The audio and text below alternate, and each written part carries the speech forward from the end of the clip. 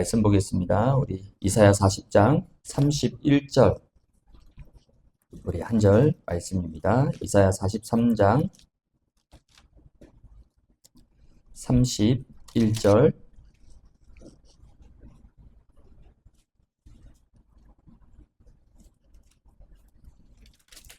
이사야 40장 31절입니다. 이사야 40장 31절 한 절 말씀 저와 같이 함께 우리 합독하겠습니다.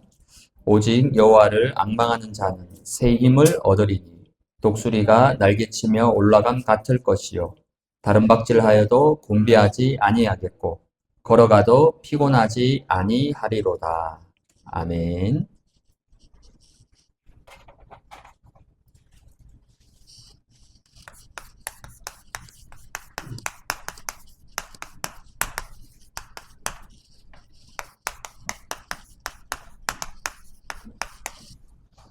네, 오늘 우리 금요 치유 예배는 근원적인 힘을 가지고 말씀을 함께 나누겠습니다.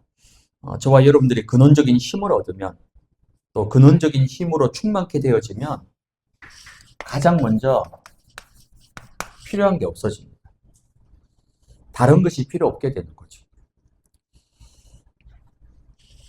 시편 23편 1절에 보니까 다윗의 고백이잖아요. 여호와가 나의 목자가 되시기 때문에 나는 조금도 부족한 게 없다. 지금 이 고백은 다윗이 왕이 되어서 고백하는 게 아니죠. 도망자입니다. 매일매일 사울의 죽음을 피해서 산으로 들러 동굴로 들판에서 쫓겨다니면서 길바닥에서 자야 되고 동굴에서 자야 되고 하루하루 목숨을 연명해 나가는 그런 도망자의 신세인데 여호와가 나의 목자가 되시기 때문에 나는 조금도 부족한 게 없다. 우린 지금 이렇게 풍족하게 사는데도 매일매일 부족하잖아요. 돌았으면 모자라잖아요. 근데 다윗은 부족함이 전혀 그러니까 필요한 게 없다는 거예요. 아니 왕이 되어서 필요한 게 없다 그러면 이해가 되잖아요. 왕이니까 뭐 다 돼 있으니까. 근데 왕이 아니라 지금 도망자 신세인데 나는 그 어떤 것도 필요한 게 없다. 여호와 하나님이면 된다는 거예요. 복음이면 된다는 겁니다. 그리스도 한 분이면 나는 만족한다. 다른 게 그 어떤 것도 필요한 게 없다. 이 고백을 할 수 있는 이유가 뭐냐면 다윗이 바로 근원적인 힘이 누리고 있었기 때문에. 근원적인 힘을 누리고 있으면 상관없게 됩니다. 그 어떤 것도 나하고 상관없어요. 빌립보서 4장 11절에 바울이 고백하잖아요. 어떠한 형편이든지 나는 자족하기를 배웠다. 그러면서 12절에요. 비천에 처할 줄도 알고 풍부에 처할 줄도 알고 모든 일 곧 배부름과 배고픔과 풍부와 궁핍에도 처할 줄을 아는 일체의 비결을 배웠다.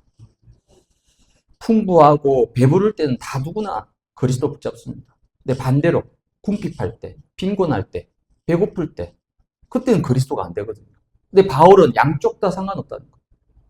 배부르든 배고프든 풍부하든 비천하든 아무 상관없이 나는 상관없다는 거죠. 우리 백선환 집사님이 요즘 인생 캠프 하시면서 가정에 이런 자녀들 이런저런 문제 있어도 난 상관없다. 어떻게 뭐 옆에 만약에 그 복음 모르는 불신자가 들으면 아니 어떻게 저럴 수가 있냐고 자식이 문제인데 어떻게 상관이 없냐고 오해할 수도 있겠죠. 근데 진짜 복음 누리면요 그 문제 나하고 상관없습니다. 그건 뭐 인간적인 뭐 정의 없고 그런 의미가 아닌 거예요. 왜? 나는 이미 문제에서 해방받았고 답을 가지고 있기 때문에 그 어떤 문제가 와도 나는 상관없다는 거예요. 나는 오직 그리스도, 나는 오직 복음하기 때문에 그 문제 상관없다는 거예요. 근원적인 힘을 얻으면요 이렇게 됩니다, 여러분. 근데 근원적인 힘을 얻지 못하면 어떻게 됩니까? 작은 것 하나에도요 되고 안 되고에 얼마나 예민하고 민감한지 모르는 거예요. 좀 되면요 막 힘나고 좀 안 되면요 막 세상이 무너진 것 같이 며칠 밤을 막 끙끙 앓면서 그건요 근원적 힘이 없다는 증거입니다. 근원적인 힘이 있으면요 아무 상관이 없습니다. 내 마음에 좀 안 들고 뭐 내 뜻대로 좀 안 되면요 막 잠을 못 자고 막 며칠을 막 끙끙 앓는다. 그건 아직도 복음으로 결론 안 난 거예요. 그러면 어떻게 되죠? 속 버리고 병납니다. 그 어떤 것도 상관이 없어야 돼요. 되든 안 되든 괜찮습니다. 왜? 하나님이 하시는 거기 때문에. 여러분 이 응답 받기를 바랍니다. 그렇죠? 그래서 너무 막 속이 막 위장이 안 좋으면요 좀 생각해 봐야 됩니다. 왜? 돼도 괜찮고 안 돼도 괜찮고. 왜? 그리스도가 모든 것인데 그 되고 안 되고 나하고 무슨 상관이 있습니까? 상관이 없어야 돼요. 문제가. 지금 그 문제가 나하고 아무 상관이 없어야 돼요. 바울은 이 모든 걸 뛰어넘어 버린 겁니다. 근원적인 힘을 얻고 근원적인 힘으로 충만케 되어지면 이제는 모든 것을 뭐 할 수 있습니까? 수용할 수 있습니다. 모든 것을 수용할 수 있는 그릇을 갖추게 되는 거예요. 사람은 태생적으로 자기랑 맞는 사람과 친하고 가깝게 지내게 됩니다. 그건 어쩔 수 없어요, 여러분. 그 사람들이 왜 동호회 듭니까? 나랑 취미가 통하는 사람과 가깝게 지낼 수밖에 없는 거죠. 나랑 코드가 맞는 사람이 있단 말이에요. 말이 통하는 사람, 나랑 색깔이 맞는 사람, 당연히 가깝게 지낼 수밖에 없습니다. 근데 세상에서는 그럴 수 있죠. 근데 교회는 그러면 안 됩니다. 교회는 세상과 달라요. 끼리끼리, 그거는요, 사단의 작품입니다. 세상에서는 끼리끼리예요. 말 통하는 사람끼리, 나랑 뭔가 딱 맞는 사람끼리. 맞죠? 세상이니까. 교회는 그렇지 않습니다. 교회는 그리스도로 구원받은 모든 지체가 함께 모였기 때문에 끼리끼리란 말이 있을 수 없는 거예요. 교회는 거지부터 최고 성공자 엘리트까지 다 함께 있는 곳이 교회입니다. 여러분. 그래서 모든 사람을 다 수용하고 품어야 되는 거죠. 그 어떤 상태, 어떤 색깔의 새 가족이 오더라도 복음으로 녹여버려야 돼요. 초대교회가 그랬습니다. 초대교회는 어땠죠? 주인하고 종이 같이 교회를 다녔어요. 말이 됩니까, 여러분? 집에서는 주인이고 종이에요. 근데 교회에서는요, 주인, 종이 아니죠. 형제, 자매, 같은 공동체. 우리 반석교회도 병든 자, 네피림에 있는 자, 영적 문제 있는 자, 다민족, 누가 오더라도 복음으로 살리고 치유해야 되는 거예요. 이번에 이 무속 전문 캠프가 큰 응답 중에 하나가 뭐냐면요.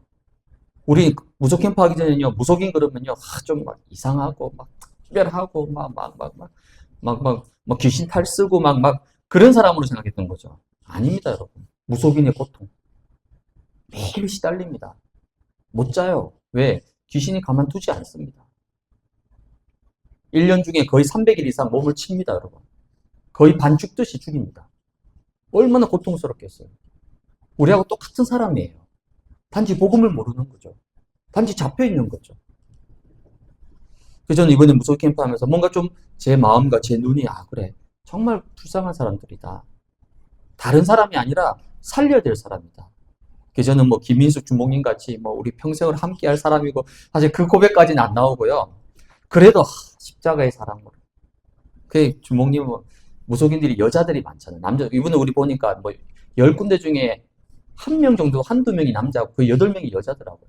그러니까 여자 주목인이 거기 또 언니 그러면서 막, 저는 언니라고 할 수는 없잖아요. 무슨 누님 그러면서 막, 그 정도 단어는 아직 안 나오더라고요. 제가 아직 수준이 그 정도는 안 되는데, 그래도 이 무속인에 대한 뭔가 마음이 굉장히 좀 품어진. 우리 반석교회도 누가 오더라도 괜찮아야 돼요. 어떤 사람이 오더라도, 어떤 영적 문제 있는 자가 오더라도. 그래야지 하나님이 어떻게 합니까? 일꾼과 제자를 보내주시는 거예요. 그래서 불신자가 올 수 있도록 교회 문턱을 낮춰야 됩니다. 불신자가 딱 왔을 때 거룩하고 율법 충만하고 다 막 이러면요, 불신자 그 다음 못 옵니다, 여러분. 그 조기조 집사님 얘기 들어보세요. 그분이 저기 큰 교회, 청운교회도 가보겠는데 가니까요, 자기가 뭔가 이렇게 있을 느낌이 안 난다는 거예요. 물론 뭐 그분이 본 게 전부 다는 아니겠죠, 그렇죠? 다는 아니겠지만 우리 교회는 절대 그렇게 되면 안 됩니다. 누가 오더라도 문턱을 놔줘. 보통 교회 가보면요, 불신자가 올 수 없도록 문턱을 이만큼 높여놨어요. 헬라인이나 이방인이나 다 누구나 와야 되는데 어떤 사람이 올 수 있더라도 문턱을 낮춰야 되는 거예요. 그럼 어떤 분들이 그럼 목사님 막 교회에 이상한 사람이 오고 막 동기 가진 사람이 오고 뭐 사기꾼이 오면 어떻게 되겠냐고. 정말 복음 가진 교회라면 사기꾼이 오더라도, 심지어 다단계하는 사람이 오더라도, 그렇죠? 금융 다단계를 하든 뭘 하든 식품 다단계를 하든, 제가 영업교회 있으면서 온갖 종류 다단계 다 봤거든요. 그 어떤 다단계가 오더라도 우리 반석교회 오면요, 녹아져 버려야 됩니다, 여러분. 그걸 보고 우리가 막 이상한 눈으로 보고 막 속으로 막 정지하고 판단하고 그러면요, 절대 하나님 보내주지 않습니다. 한두 사람으로 인해 가지고 교회의 영적 분위기와 근본이 흔들린다면 그건요, 그 교회가 부실한 교회예요. 진짜 복음으로 결론 나고 그리스도의 반석 위에 세워져 있는 교회는 어떤 사람이 와도 교회의 영적 분위기, 근본 흔들리지 않습니다. 걱정하지 마세요. 신천지 와도 돼요.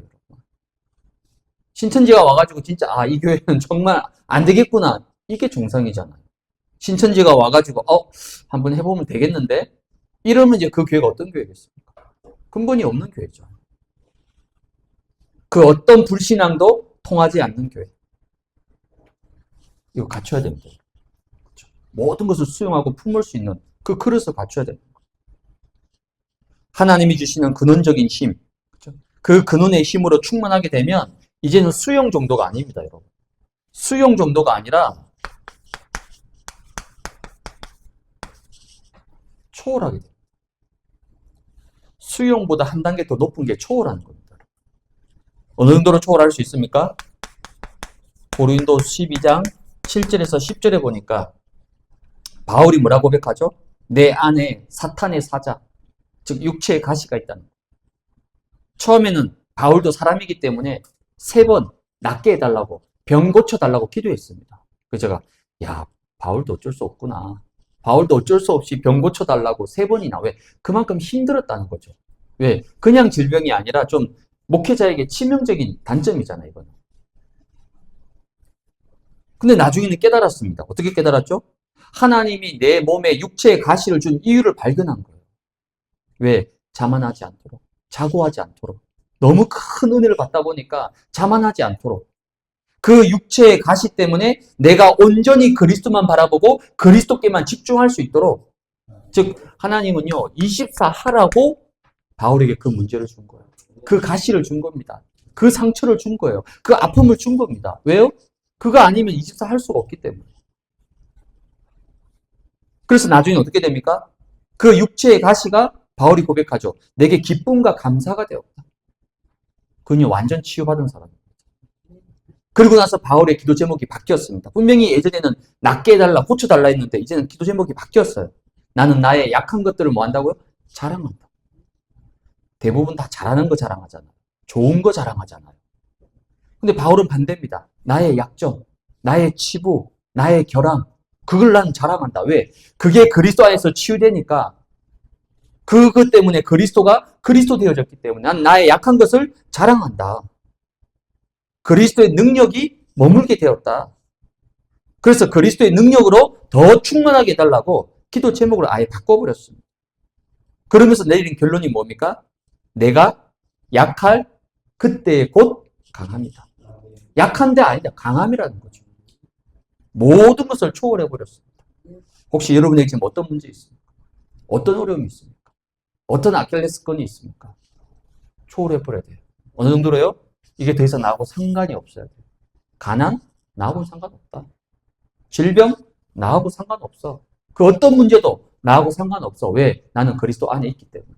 나는 복음 안에 있기 때문에 그 어떤 것도 상관없어. 더 나아가서는요, 이제 필요한 게 없어. 그리스도 한 분이면 된다. 이게 바로 근원의 힘을 가지고 있는, 근원의 힘으로 충만한 사람의 특징입니다. 그렇다면 이런 근원적인 힘이 도대체 어디에서 나오느냐?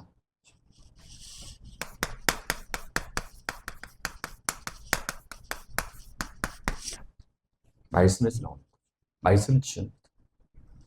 근원 중에 근원이 뭐죠? 하나님의 말씀입니다. 창세기 1장 1절에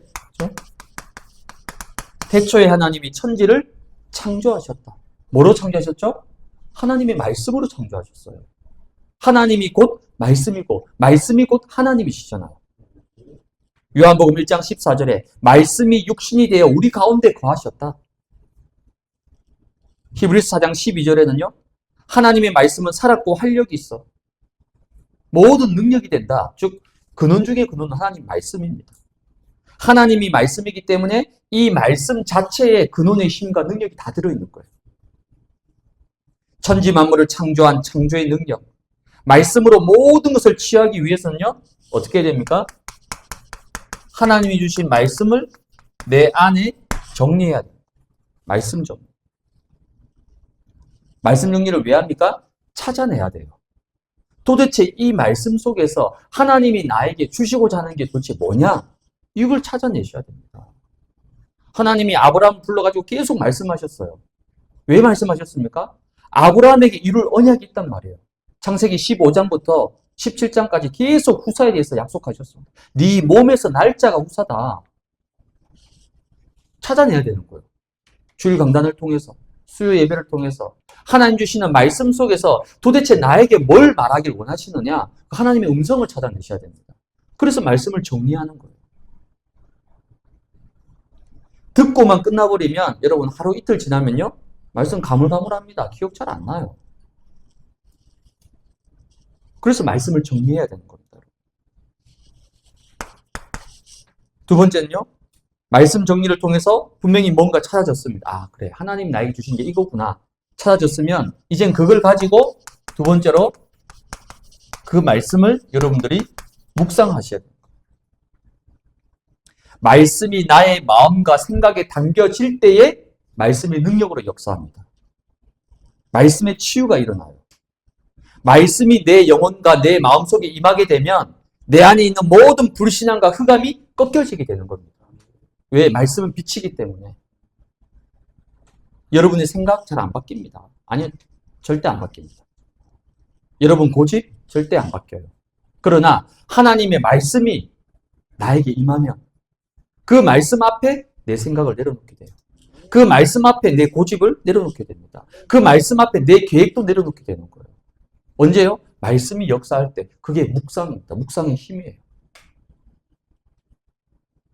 이 말씀이 내 영혼 속에 임하게 되면요. 나의 뇌도 살아나게 됩니다. 그래서 여러분 강단의 본문 말씀을 하루에 한 번 이상 꼭 읽으셔야 됩니다. 읽으셔야 돼요. 왜? 저는 강의 설교입니다. 주일만큼. 지금 수요 금요는 메시지입니다. 이건 메시지예요. 크게 막 물론 본문이 있긴 하지만 주로 주제 설교입니다. 주제.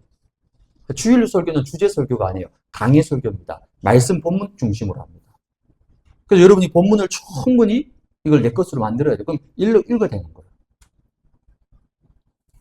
그래서 이번 주에는 그럼 여호와 이레가 과연 뭐냐? 아브라함이 어떻게 3일 동안 그 모리아산을 향해서 걸어가면서 어떻게 그런 믿음의 결단과 중심을 할 수 있었을까? 그 여호와 이레 속에서 내가 누릴 인생 캠프가 뭘까? 그걸 다 묵상입니다. 저는 묵상. 묵상하는 가운데 어떻게 하죠? 성령께서 내 안에서 역사하십니다. 깨닫게 합니다. 기억나게 합니다. 내 생각과 마음을 붙잡아 줍니다. 그게 성령이 하시는 역사예요.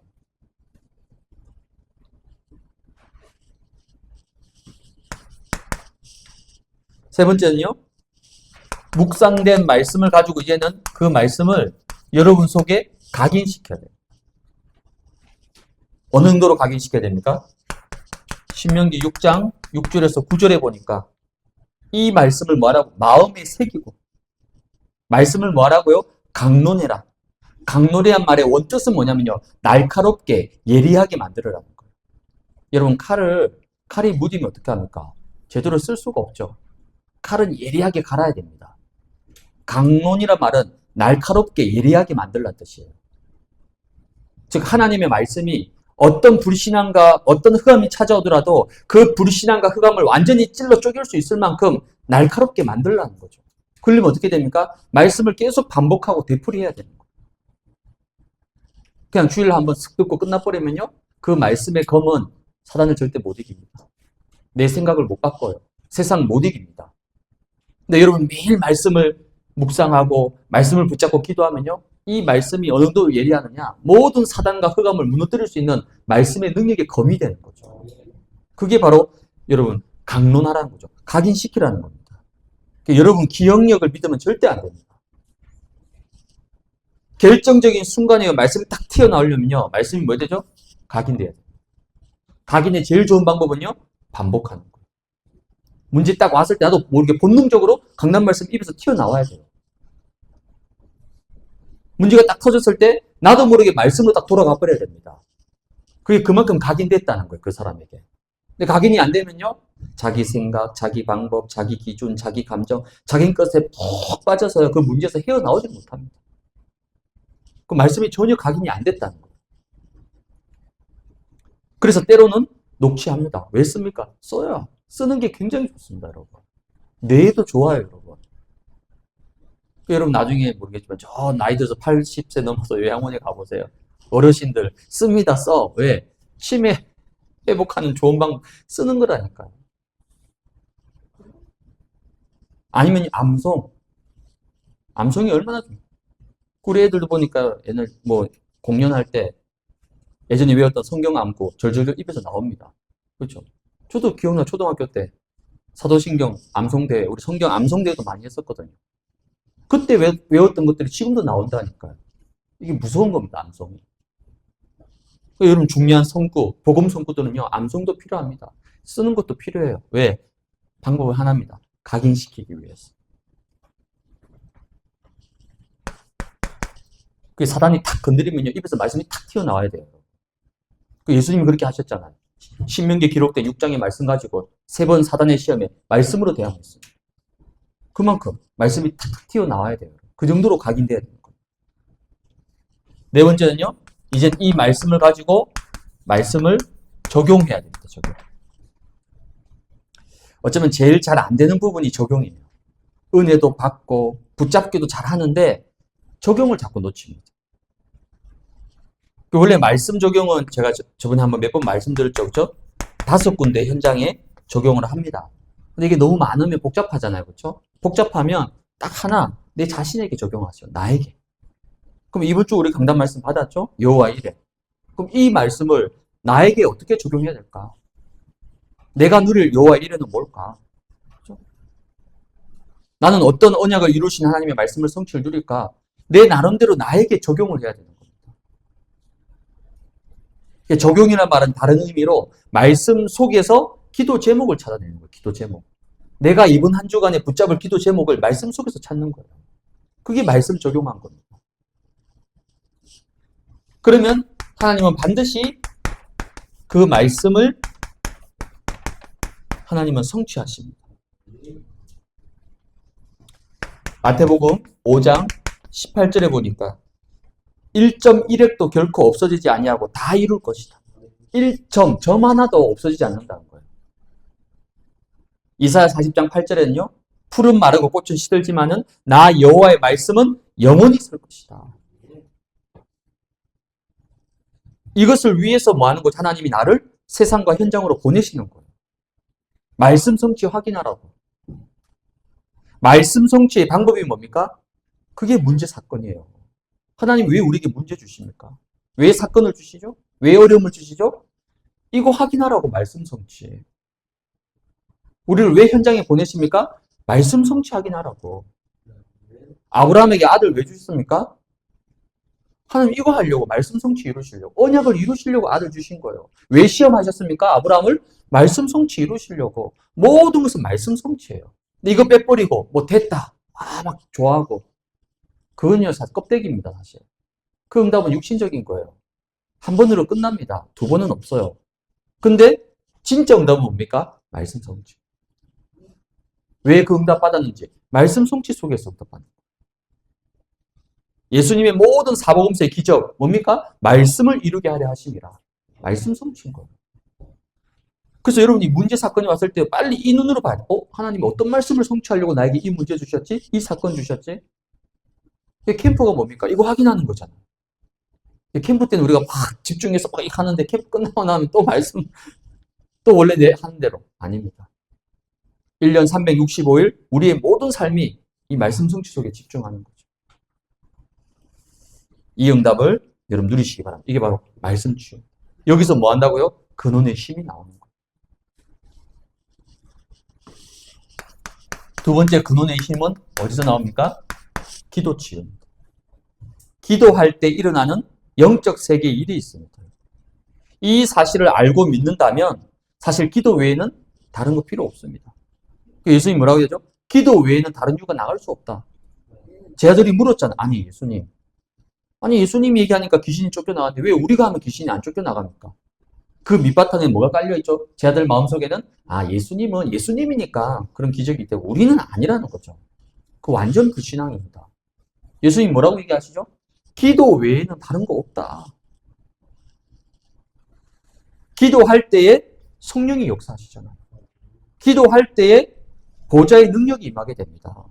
기도할 때에 하나님의 나라가 임하고 천군 천사가 동원되어지고 모든 흑암 세력이 결박된다니까요. 이번에 무속 캠프하면서 그걸 많이 느낀 거예요. 두드려 보니까 없어. 열 군데 두드려 보면 한 5, 6군데는 없어. 어떤 그 소백 도령은 굿당에 갔대요. 그 지금 여러분 연초를 앞두고요. 연말에 이 무속인들이 이거 뭐 받으려고 연초가 중요하잖아요. 아니 무속 귀신 들린 사람도 연초가 중요한 거 알고 막 준비하는데 우리는요? 우리는 어떻게 준비해야 되겠습니까, 여러분? 그 10군데 벨 눌러보니까 한 6, 7군데 없어. 뭐 밖에 있다 그러고 일 나갔다 그러고. 우리가 너무 흑암을 많이 꺾었나 봐요. 너무 흑암을 많이 꺾어서 무속인을 만날 수가 없어. 다 집에 없어 지금 전부 다. 오늘도 작전역에서 오면서요. 우리 봤던 거 못 봤던 거 보면서요. 달라 이제 흑암 꺾는 기도가 다른 거예요. 왜? 기도 외에는 다른 이유가 없다는 겁니다. 그래서 근원의 힘을 얻는 기도 어떤 기도입니까? 언약 기도입니다. 언약 기도가 뭡니까, 여러분? 열왕기상 8장 24절에 보니까 주의 입으로 말씀하신 것을 손으로 이루심이 오늘과 같으니라. 하나님이 입으로 말씀하신 것을 손으로 이루신다는 거예요. 그럼 우리는 뭘 기도해야 되겠습니까? 하나님이 이루시는 그 말씀 성취의 역사가 나의 기도를 통해서 이루어지도록. 그게 언약 기도입니다. 뜻이 하늘에서 이루어진 것 같이 땅에서도 이루어질 것이다. 예수님이 직접 가르쳐 줬어요. 기도문을. 너희는 이렇게 기도해라. 제자들이 하도 다른 거 기도하니까. 육신적인 기도, 세상적인 기도, 쓸데없는 기도 계속 하니까 예수님 너무 답답해가지고 아예 내가 기도문 써줄 테니까 이렇게 기도해 라고 가르쳐 주신 게 마태복음 6장입니다. 주기도문. 언약 기도요. 말씀 붙잡고 기도라는 거예요. 사도행전 2장 42절에 보니까 초대교회가 어떻게 기도하죠?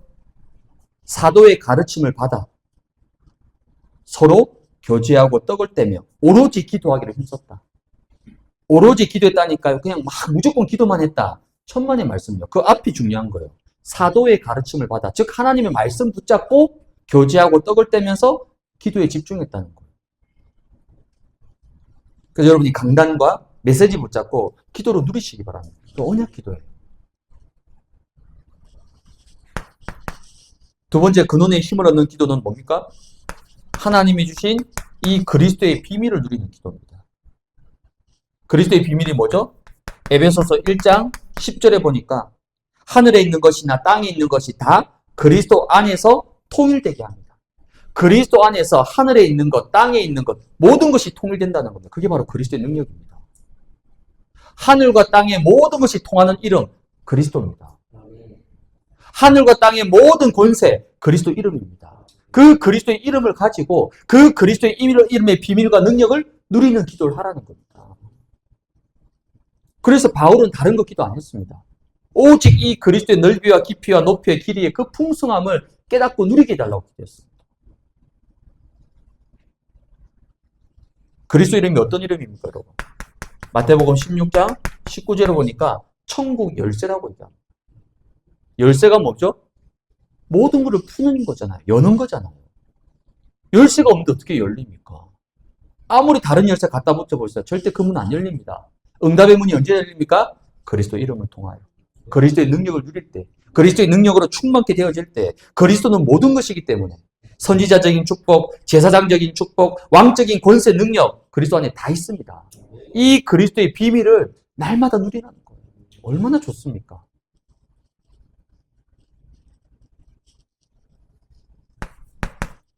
근원의 힘을 얻는 기도는 뭐죠? 예수님께서 직접 가르쳐 주신 보좌의 망대, 보좌의 여정, 보좌의 이정표 777 이거 누리시면 됩니다. 여러분. 이 안에 모든 것 다 있어요. 이 안에 성경 66권의 모든 비밀 다 들어가 있습니다. 얼마나 감사합니까, 여러분? 복음 만나서 제일 감사한 게 저는요.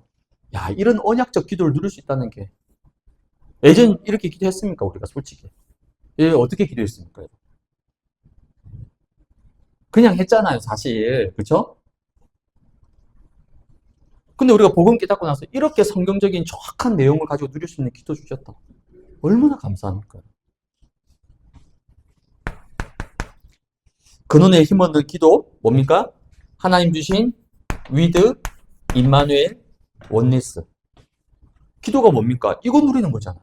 하나님이 나와 함께 하시는 거, 임마누엘 하시는 거, 하나님 내 안에 원리스 하시는 거, 이거 누리는 게 사실 기도 그 자체입니다, 여러분.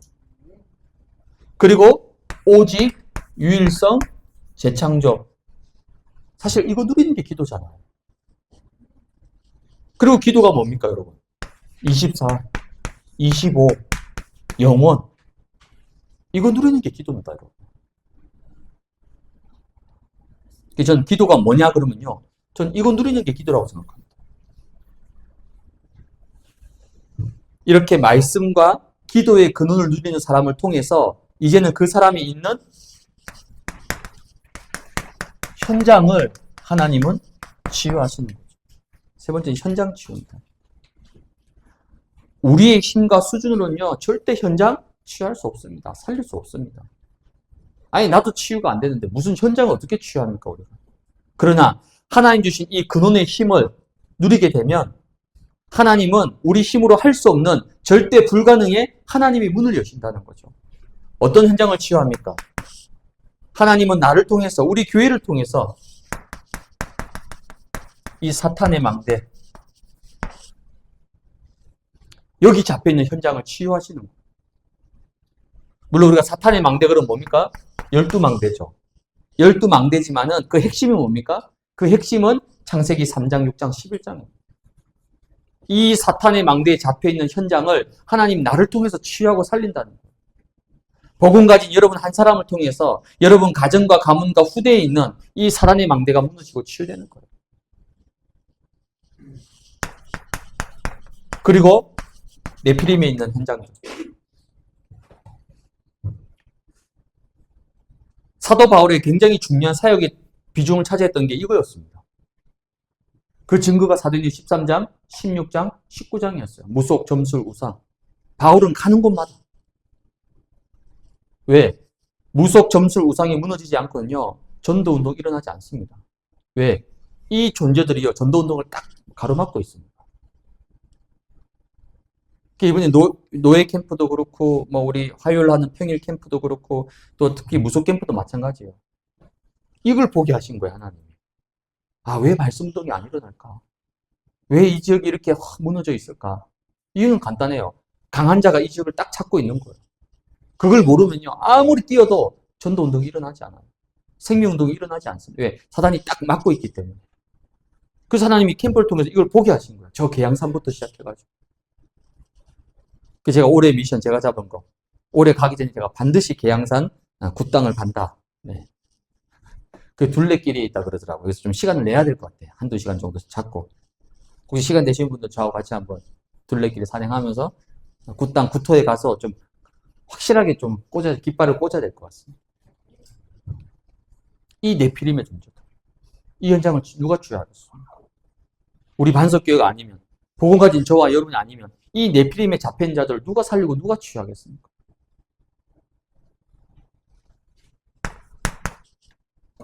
세 번째는요, 질병. 특별히 병든 자들 너무나 많습니다. 앞으로 더 많아질 겁니다. 이 병든 자들 치유해야 됩니다.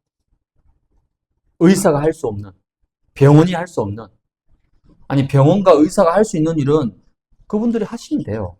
근데 그분들이 못하는 게 있다니까요. 질병, 병든 자, 이 질병 시대 살려야 됩니다.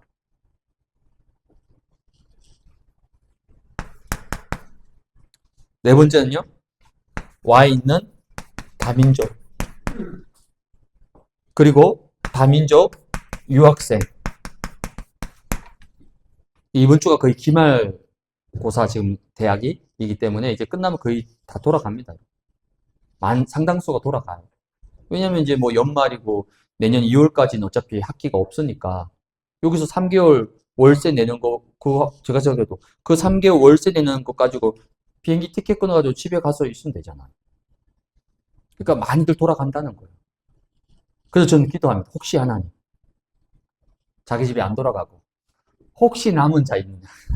그럴 수 있잖아요. 아르바이트하고 일해서 뭐 돈 벌겠다 이런 사람도 있을 수 있잖아요. 혹시 남은 자는 진짜 제자잖아요. 하나님.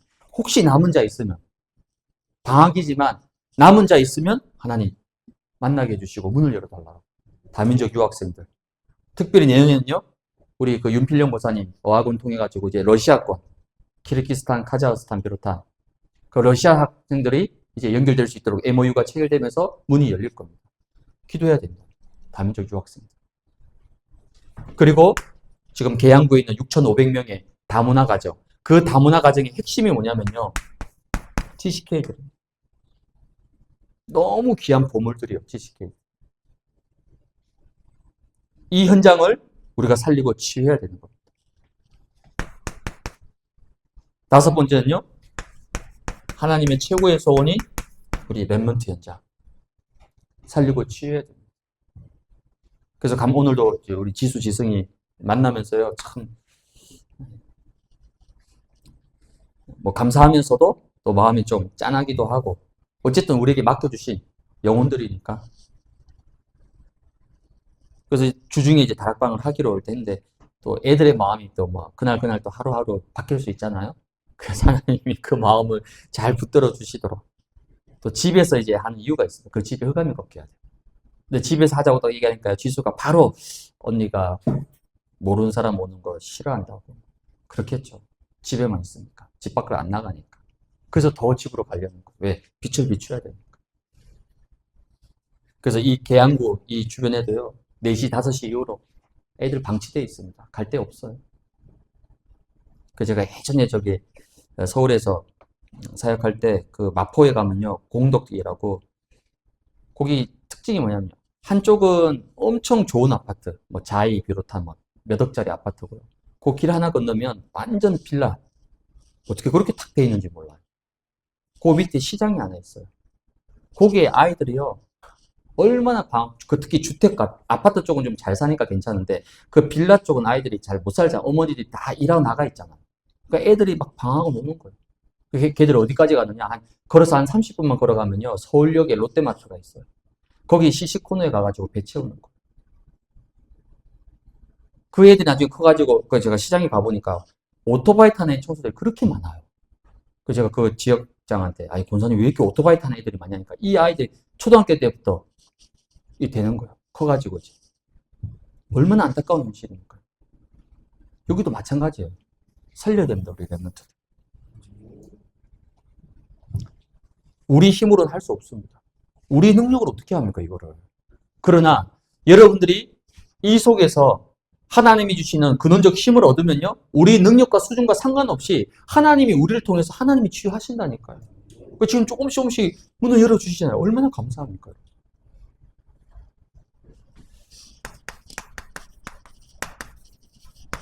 결론입니다.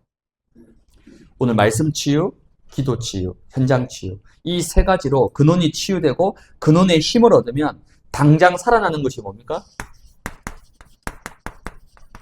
나의 상태가 당장 살아나게 되는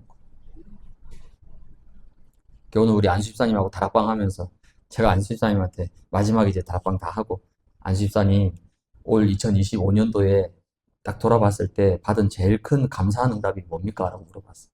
우리 안수집사님이 뭐라 얘기하냐면요. 예배라고 하는 예배. 본인이 이제 수요 예배, 금요 예배 이거 회복한 거. 이게 제일 큰 응답이라고. 제가 그 포럼 넣는데 얼마나 감사한지. 예전에 수요 금요 예전에 있는 교회도 수요 금요 예배 안 들으셨대요. 근데 예배 회복하고 예배 드리니까 너무 감사.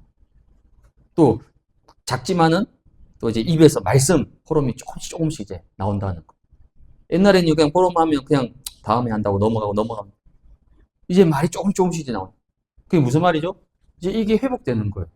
이게 살아나는 겁니다, 여러분. 다른 게 아니라. 얼마나 감사한 일입니까? 근데 만약에 나의 상태가 불안과 염려, 늘 근심, 걱정, 이게 반복된다면 어떻게 될까요? 몸에도 이상이 찾아옵니다, 여러분. 병듭니다. 아무리 보약 먹고, 막 몸에 좋은 거, 오만 거 다 하고, 막 운동 열심히 하고, 좋은 음식 다 먹어도 소용없습니다. 내 마음이 지금 지옥 같은데. 내 마음에 늘 불안, 염려, 근심, 걱정이 넘쳐나고 있는데 좋은 음식 먹으면 뭐하고 보약 먹으면 뭐 하겠습니까? 최고의 약은 뭡니까? 제일 좋은 보약은요. 요한복음 14장 27절입니다. 뭐죠? 평안을 너희에게 끼치노라. 곧 나의 평안을 너희에게 주노라. 내가 너희에게 주는 것은 세상이 주는 것 같지 아니하리라. 너희는 마음에 근심하지도 말고 두려워하지도 말라. 주님 주시는 평안이에요. 평안. 이걸 사람들이 없으니까 불안해서 미치는 거예요. 어느 정도로 점쟁이 찾아가야 돼요. 여러분. 찾아가야 된다니까요. 왜? 그만큼 불안하다는 거예요. 그만큼 답답하다는 겁니다. 그 사람들이 돈이 없어서 돈 차고 넘치는데요. 그래도 불안한 거예요. 답답한 거예요. 없어지지 않습니다. 평안을 너희에게 끼치노니. 곧 내가 주는 평안은 세상이 주는 것과 다르다는 거죠. 또 최고의 약이 뭡니까? 최고의 보약. 사도행전 1장 8절. 오직 성령이 너희에게 임하면. 성령 충만. 이 두 가지를 누리는 상태가 되면요. 여러분의 영적 상태는 끝나는 겁니다. 이게 근원의 힘이잖아요. 나의 상태가 살아나고 회복되면요. 이제는 나의 누림이 바뀝니다. 옛날에 이제 이거였거든요. 되면 좀 좋고, 안 되면요. 힘 쭉 빠지고, 좋았다, 안 좋았다가 너무 편차가 커. 그걸 보고 기복이라고 합니다. 롤러코스터를 타는 거예요. 어느 날은 막 천국에 막 천상에서 놀다가, 그 다음날은요, 푹 고꾸라져가지고 막 땅속 깊은 안반수까지 막 갈 정도로 헤어나오지를 못하는 거죠. 그건 영적 상태가 불안한 겁니다, 여러분. 주님 주신 평안은 그렇지 않아요. 문제? 상관없어, 나하고. 어려움? 나하고는 왜? 나는 이미 끝났기 때문에. 나는 이미 해방받고 빠져나왔기 때문에 문제가 있든 말든 뭐 아무 상관이 없어야 되잖아요. 근데 말 한마디가 막 24시간 내 머리를 괴롭힌다. 그 사람 아직도 못 빠져나온 사람입니다. 아직도 잡혀있는 사람이에요. 그래서 필요 없어야 돼요, 지금. 그리스도 외에는 난 다 필요 없다. 이게 근원의 상태, 충만한 상태잖아. 그래서 누림이 바뀝니다, 이제는. 근원적인 것을 찾고 누리게 되는 거예요. 그게 뭡니까? 매일, 여러분, 삼원을 누리시. 특히 오늘 기도 수첩 하는데요. 특히 더 마음에 담겨요. 이스라엘 장로들. 우리 교회 세 분의 장로님이 계시잖아요. 전도와 선교의 이 축복을 누리는 우리 장로님 되시더라고요. 물론 제가 다 모든 분들 다 기도하지만 오늘 기도 수첩이 하필이면 장로님에 대한 기도 수첩이니까. 그래서 제가 이거 기도했거든요. 우리 반석교회 장로님들이 다른 거 이거 정말 취하고 살리는 모델이 될 수 있도록. 그래서 제가 장로님들한테 지금 계속 미션을 주고 있거든요. 아마 장로님들 이제 힘드실 거예요. 잘못 만나가지고 이제 막 계속 미션 줘. 막 새가족 전화 연락하라 그러지, 전화 신방하라 그러지, 빨리 식사 만들라 그러지, 막. 아마 새로운 경험일 겁니다. 근데 이건요, 제가 지금 100분의 1밖에 안 하는 겁니다. 너무 많이 하면 도망갈까봐, 지금. 네. 3원을 매일 누리셔야 돼요. 그리고 매 시마다 3집중. 이거 누리셔야 됩니다. 이게 나의 누림이 돼야 되는 거예요. 문제를 누리지 마시고요. 불신앙을 누리지 마시고, 어둠과 흑암을 누리지 마시고, 이거 누리세요, 이거. 얼마나 좋습니까? 나의 근원을 살리는 거잖아요.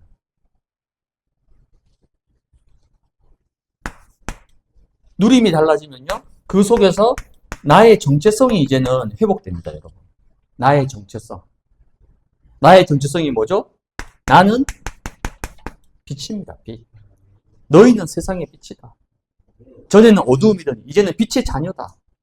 빛이에요, 빛. 물론 내 상태가 왔다 갔다 할 수 있습니다. 왜? 육을 가지고 있으니까. 또 아직까지 영적 문제가 있을 수 있으니까 괜찮아요. 그래도 빛입니다. 아브라함 보세요, 아브라함. 말도 안 되는 짓을 얼마나 많이 했습니까? 와이프를 누이라고 속이고. 아무리 못나도 그 짓은 하지 말아야 되는데, 그렇죠? 애굽으로 내려가지 말라 그랬는데 굳이 애굽으로 내려가고 뭐 딴짓을 엄청 많이 했어요. 못 믿어가지고 여종한테 아들을 낳게 하고 이스마엘을 낳게 하고. 그래도 하나님은 아브라함을 어떻게 합니까? 너는 복의 근원이다. 넌 열국의 아비가 될 것이다. 계속 말씀 주신 거예요. 여러분 정체성입니다. 피. 나는 빛이다. 그리고 여러분의 정체성 뭡니까? 파수꾼. 나는 파수꾼이다. 이 시대 파수꾼이다. 우리 가정과 가문을 살리는 파수꾼이다. 우리의 후대를 살리는 파수꾼이다. 나는 저 네피림과 병건자들과 다민족 유학생, TCK, 레몬트 살리는 나는 파수꾼이다. 정체성은요, 맨날 고백해야 됩니다. 확인해야 돼요. 근데 사람이 이거 못하게 합니다. 자꾸 내 모습 보고, 내가 내 모습이 이 모양, 이 꼴인데, 내가 이 꼬라지로 살고 있는데 내가 무슨 할 수 있냐? 그럼 100% 살아내 거짓말입니다. 우리 능력과 수준 하는 거 아니에요. 언약만 잡으시면 됩니다. 나머지는 하나님이 이루십니다. 난 파수꾼이다, 파수꾼. 그리고 여러분들은 뭡니까? 망대입니다, 망대. 여러분 한 사람 한 사람이 얼마나 중요한지 모릅니다. 내가 망대라니까요. 우리 가정 가문에 내가 망대입니다. 내가 있는 직장과 생업 현장, 내가 망대예요. 왜? 내가 복음 가진 자니까. 여러분 말고는 없잖아요, 솔직히. 망대가 제일 중요한 거거든요. 이 정체성을 날마다 누리셔야 돼요. 그러면 어떻게 됩니까? 마지막, 나의 현장이 살아나게 됩니다. 하나님이 나를 증인으로 세우시게 됩니다. 난 이것만 누렸는데 하나님이 나의 현장에 나를 증인으로 세우신다니까요. 그래서 오늘 한 해를 이제 마무리하면서, 그렇죠? 여러분 이거 회복해야 된다. 근원적인 힘. 이 근원적 힘을 가지고 25년을 마무리하고 또 새로운 2026년들을 그럼 지금부터 준비해야 됩니다. 이런 근원의 힘을 누리는 우리 모든 반석의 우리 가족들 되시기를 주님의 이름으로 축복을 드립니다.